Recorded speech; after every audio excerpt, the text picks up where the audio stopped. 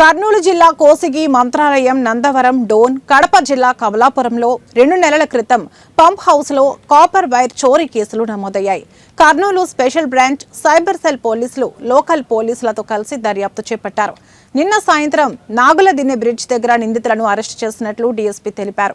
నిందితులు మరోసారి దొంగతనానికి వచ్చారని తెలిసి పక్కా సమాచారంతో దాడి చేసి పట్టుకున్నట్లు డీఎస్పీ తెలిపారు. వారి నుండి 9 లక్షల నగదు, 25 కేజీల కాపర్ వైర్, ఒక మినీ లారీ, ఒక జైలో కారు సీజ్ చేసినట్లు డీఎస్పీ తెలిపారు. నిందితులు గతంలో రాయలసీమలో పలు చోట్ల ఈ తరహా చోరీలకు పాల్పడినట్లు డీఎస్పీ మీడియాకు తెలిపారు. ఒక 10 నిమిషాలు అవ్వకుందండి.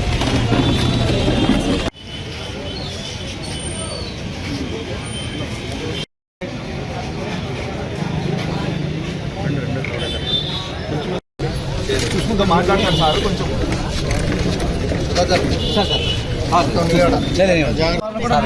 చేస్తే వాళ్ళు చెప్తారు మేడం. మీరు కూడా రామకృష్ణ సార్ మాట్లాడుతుంటాడు కదా సార్, అందరూ ఒక దయచేసి వినండి. మన సమీప ప్రాంతాల్లో ఇటీవల జరిగినటువంటి కాపర్ వైర్ దొంగతనం, ముఖ్యంగా తుంగభద్ర పరివాహక ప్రాంతాల్లో గురు రాఘవేంద్ర లిఫ్ట్ ఇరిగేషన్ స్కీమ్ ద్వారా పంపు సెట్లను ఏర్పాటు చేస్తున్నారు. దాంట్లో ఉన్నటువంటి కాపర్ వైర్ దొంగిలించడం కోసంగాను ఒక దొంగల ముఠా చేసినటువంటి పని వల్ల రైతులందరూ చాలా నష్టపోవడం జరిగింది. పంపు సెట్లు పనిచేయక వ్యవసాయానికి నీరు అందరికీ చాలా ఇబ్బంది పడడం జరిగింది. ఈ అన్ని కేసులన్నింటినీ కూడా ఛాలెంజింగ్గా తీసుకొని కర్నూలు ఎస్పీ గారు ఒక ప్రత్యేక పోలీస్ బృందాన్ని ఏర్పాటు చేశారు. ఎందుకంటే రైతులు అందరూ కూడా చాలా నష్టపోయారు, వ్యవసాయానికి ఇబ్బందికరంగా ఉన్నదన్న ఉద్దేశంతో ప్రత్యేక పోలీసు దాన్ని ఏర్పాటు చేశారు.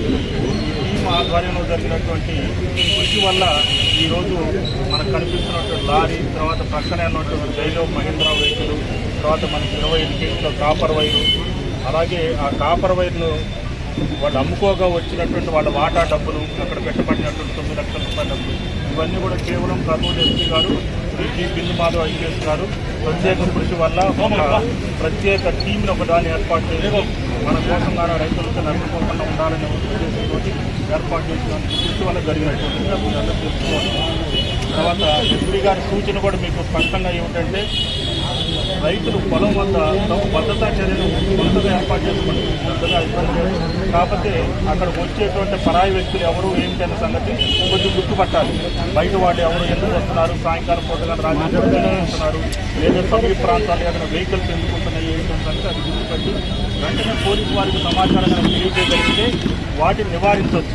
లేదా ఏదైనా నష్టం జరిగితే వెంటనే వాటిని పట్టుకొని కూడా తగు విధంగా మనం కేసులను కూడా పెట్టడానికి లేదని వీలుగా ఉంటుంది. అందువల్ల ఇలాంటి సంఘటనలు మళ్ళా జరగకుండా ఉండటం కోసంగాను రైతులు పొలం వద్ద కనీసం వెంటనే తెలియజేసేట్లు కూడా ఉండాలి. కొద్దిపాటి అప్రమత్తత కూడా అవసరం. అట్లాగే ఎస్పీ గారు మరి రైతులకి నష్టం జరగకూడదని చెప్పి మంచి కార్యక్రమాన్ని చేపట్టారు కాబట్టి మీ అందరి తరఫున కూడా మన గౌరవనీయ ఎస్పీ గారికి అభినందనలు అనేది మనం తెలియజేస్తున్నాం. బాగున్నారు సార్, వేలాది మంది వాళ్ళు ఉండేది, నలుగురు మేము ఉండేది వేల మంది ఉన్నారు. మాకు పంట రాకుండా అందుకోసం అంత మొత్తం రైతులలో అంత బాధ ఉంది సార్. వచ్చిందల్లా నీరు మొత్తం ఇప్పుడే వాటర్ రావడం లేదు, ఏం రావడం లేదు సార్.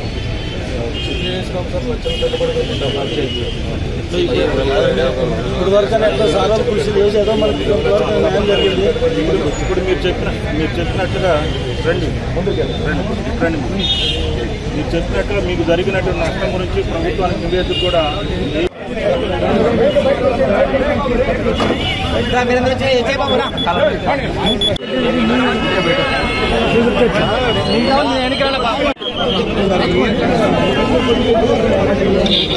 సార్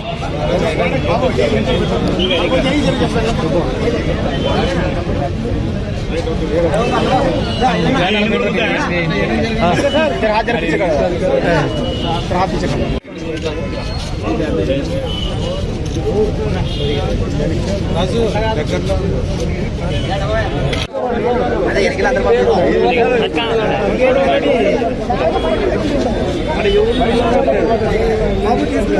పడతా అందరితో పడతా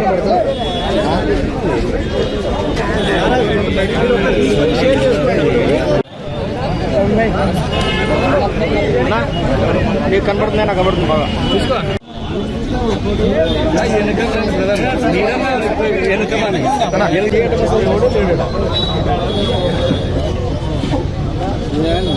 అయిపోయిందా?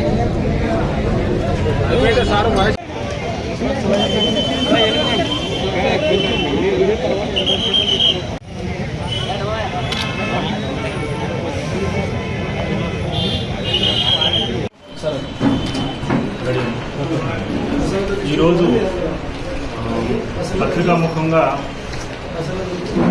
కర్నూలు జిల్లాలో మంత్రాలయం, మాధవరం, నందవరం, కోసిగి తదితర ప్రాంతాల్లో తుంగభద్ర నదీ పరివాహక ప్రాంతాల్లో గురు రాఘవేంద్ర లిఫ్ట్ ఇరిగేషన్ పంపుకు సంబంధించి ఏర్పాటు చేయబడినటువంటి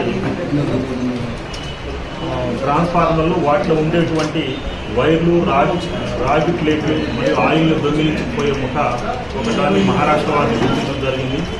ఆ మహారాష్ట్ర ముఠాన్ని పత్రికాముఖంగా అందరి ముందు హాజరుపరచడం జరిగింది. దాంట్లో నిన్న అరెస్టు కాబడినటువంటి ముద్దాలి వివరాలు: కిరణ్ సత్పదే, వయసు 20 సంవత్సరాలు ఉన్నది. ఇతను మద్గల్లార్ పట్రూడ తాలూకా, బీడ్ జిల్లా, మహారాష్ట్రకు సంబంధించిన వాడు. రెండవ అతను కరీముద్దీన్, వయసు 47 సంవత్సరాలు. తర్వాత ఖైదరాబాద్ ప్లాట్, ఖైదరాబాద్ డిస్ట్రిక్ట్, పర్బానీ జిల్లా, మహారాష్ట్ర రాష్ట్రానికి సంబంధించిన వాడు. షేక్ జహీర్ అనే అతను పుల్హరి బిల్డింగ్, పర్బానీ టౌన్ జిల్లా మరియు మహారాష్ట్ర. ఈ ముగ్గురు కలిసి మహారాష్ట్ర నుంచి ఒక ఐషర్ మినీ లారీ మరియు మహీంద్రా జైలో జీప్ను తీసుకొని మన ఆంధ్రప్రదేశ్ సరిహద్దు ప్రాంతాలైనటువంటి మంత్రాలయం, మాధవరం, నందవరం, కోసిగి తదితర ప్రాంతాల్లో ఉన్నటువంటి ఈ పంపు సెట్లో ఉన్నటువంటి రాగి వైర్లు దొంగిలించుకొని వెళ్ళడం ద్వారా వాళ్ళు దొంగతనాలకు పాల్పడ్డారు. కానీ దాని యొక్క పర్యవసానం ఈ పరిహార ప్రాంతంలో ఉండేటువంటి రైతులందరి మీద పడింది. వాళ్ళకు వ్యవసాయానికి నష్టం కలిగింది. నీరు అందక చాలా బాధలు ఇబ్బంది పడ్డారు. దీని మూలంగా మంత్రాలయంలో ఒక 3 కేసులు, నందవరంలో ఒక 3 కేసులు, కోసిగి పోలీస్ స్టేషన్లో 1 కేసు, డోన్ పోలీస్ స్టేషన్లో 1 కేసు, కడప జిల్లా కమలాపురంలో 1 కేసు, ఇవన్నీ నమోదు కావడం జరిగింది. అయితే ఈ కేసులన్నీ నమోదైన వివిధ ప్రాంతాల్లో ఉన్నందువల్ల ఒక ప్రత్యేక గ్యాంగ్ ఏదో సంచరించి ఎన్ని నేరాలు చేసినట్టుగా తెలుసుకోవడం జరిగింది. దీని మీద ప్రత్యేక శ్రద్ధతోటి శ్రీ జి బిందుమాధవ్ ఐపీఎస్ కర్నూలు జిల్లా ఎస్పీ గారు ఒక ప్రత్యేక పోలీస్ టీంని ఏర్పాటు చేయడం ద్వారా ఈ గ్యాంగ్ని ఎట్లయినా పట్టుకోవాలని చెప్పేసి గట్టి సంకల్పానికి వచ్చారు. దాని మీదట special branch inspector G Prasad గారు, Kurnool central crime inspector Seshaiah గారు మరియు కర్నూలు సైబర్ సెల్ ఇన్స్పెక్టర్